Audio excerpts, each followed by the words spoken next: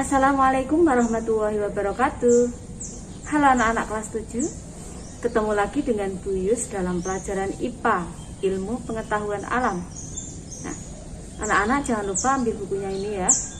Oke. Kali ini Bu Yus akan menjelaskan tentang transformasi energi dan metabolisme sel.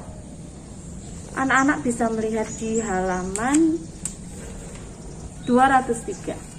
Oke. Kita mulai. Transformasi energi dalam sel. Pada makhluk heterotrof atau makhluk hidup yang memanfaatkan sumber makanan organik atau makhluk hidup yang tidak mampu mengubah senyawa anorganik menjadi senyawa organik,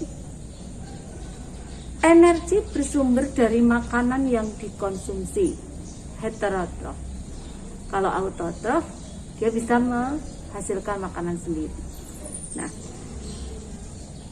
energi ini akan mengalami transformasi mulai dari energi potensial berupa energi kimia dalam makanan menjadi energi panas dan energi kinetik atau gerak dalam aktivitas makhluk hidup tersebut. Transformasi energi tersebut terjadi dalam organel yang terdapat dalam sel. Transformasi energi dalam sel terjadi seperti berikut. Nah, yang pertama, transformasi energi oleh klorofil.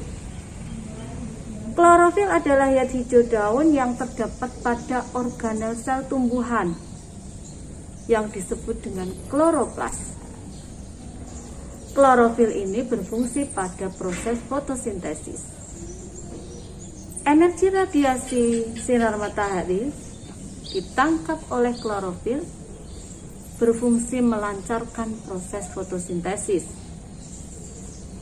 Proses tersebut digunakan untuk mereaksikan CO2 yang ditangkap dari udara dan H2O menjadi glukosa.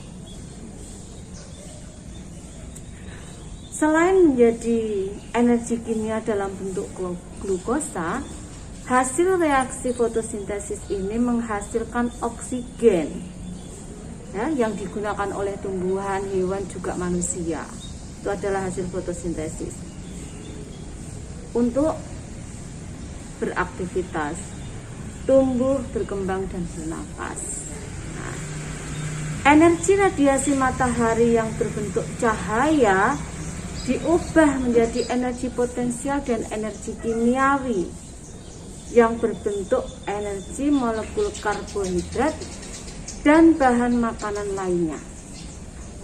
Energi ini dimanfaatkan tumbuhan untuk beraktivitas tumbuh dan berkembang. Juga dimanfaatkan tumbuh oleh makhluk hidup lain yang mengkonsumsi tumbuhan itu. Akibatnya, energi yang terdapat pada tumbuhan tadi berpindah dari tubuh makhluk hidup lainnya dan menjadi energi potensial. Itulah adanya transformasi energi. Jadi di dalam tubuh makhluk hidup itu energi akan ditransformasi kembali. Yang kedua, transformasi energi oleh mitokondria. Mitokondria itu salah satu organel sel yang berperan pada proses respirasi sel atau pernafasan. Di dalam mitokondria ini, energi kimia digunakan untuk mengubah karbohidrat, protein, dan lemak. Nah, mitokondria ini banyak terdapat pada sel otot makhluk hidup dan sel saraf. Nah, di sini adalah organel mitokondria yang melakukan respirasi sel. Ini ada gambar sel tumbuhan. Di sini ada mitokondria. Lihat makanan, oksigen, energi karbohidrat. Jadi dalam mitokondria ini berfungsi sebagai respirasi sel atau proses pernapasan sel. Nah, yang berikutnya adalah metabolisme sel. Di gambar ini dituliskan peristiwa metabolisme, anabolisme, dan katabolisme. Jadi di sini ada molekul kompleks, ya. Molekul kompleks melalui katabolisme diurai menjadi molekul yang sederhana. Ini ada eksergonik dan endogonik. Anabolisme jadi elektron-elektron. Ini proses katabolisme dan anabolisme. Di sini dijelaskan, metabolisme adalah proses kimia yang terjadi di dalam tubuh sel makhluk hidup.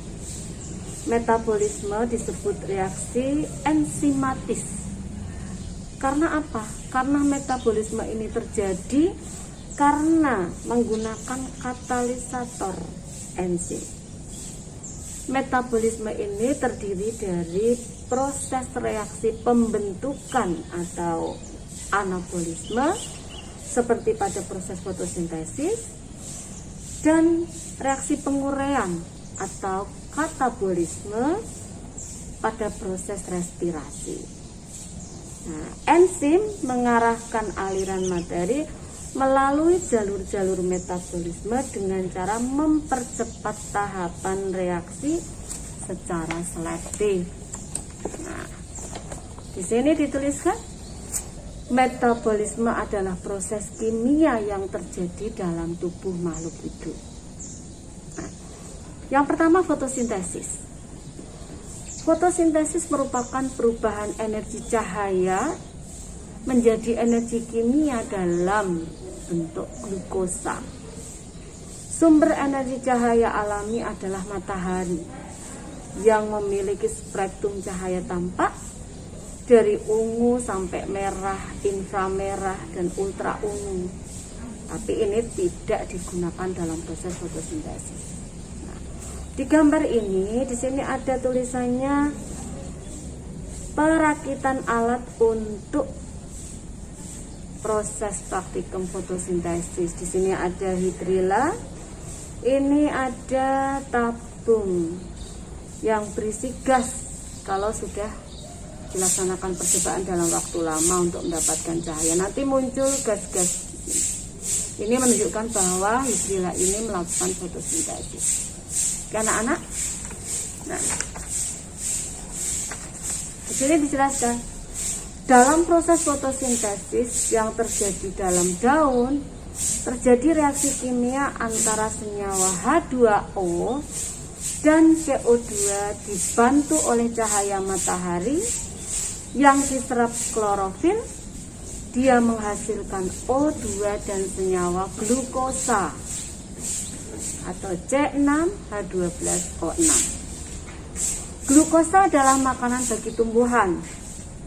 Oksigen yang dihasilkan pada proses fotosintesis ini dibutuhkan oleh tumbuhan dan oksigennya itu dibutuhkan oleh manusia dan hewan.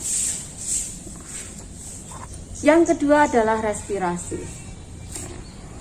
Respirasi adalah suatu pembebasan energi yang tersimpan di dalam sumber energi melalui proses kimia yang menggunakan oksigen. Dari respirasi dihasilkan energi kimia untuk kegiatan kehidupan, seperti sintesis atau anabolisme, gerak, dan pertumbuhan. Nah, respirasi pada glukosa reaksinya seperti ini. C6H12O6 ditambah oksigen O2 akan menghasilkan 6 CO2 ditambah 6H2O air ditambah energi atau glukosa. Nah, respirasi adalah suatu proses pembebasan energi yang tersimpan dalam sumber energi melalui proses kimia dengan menggunakan oksigen. Itu proses respirasi. Nah, ini di halaman 207 ada gambar respirator sederhana. Jadi di sini ada gambar belalang. Ini ada KOH atau NaOH. Nah, ini ada eosin. Jadi ini proses untuk membuktikan apakah belalang itu bernafas mengeluarkan CO2. Nah, digunakan alat praktikum respirator sederhana. Nah, itu anak-anak. Jadi proses transformasi energi dan metabolisme dalam sel. Jadi kalau yang transformasi tadi itu pada klorofil dan mitokondria, dan untuk yang metabolisme tadi adalah fotosintesis dan respirasi. Semoga bisa dipahami. Terima kasih atas perhatiannya. Assalamualaikum warahmatullahi wabarakatuh.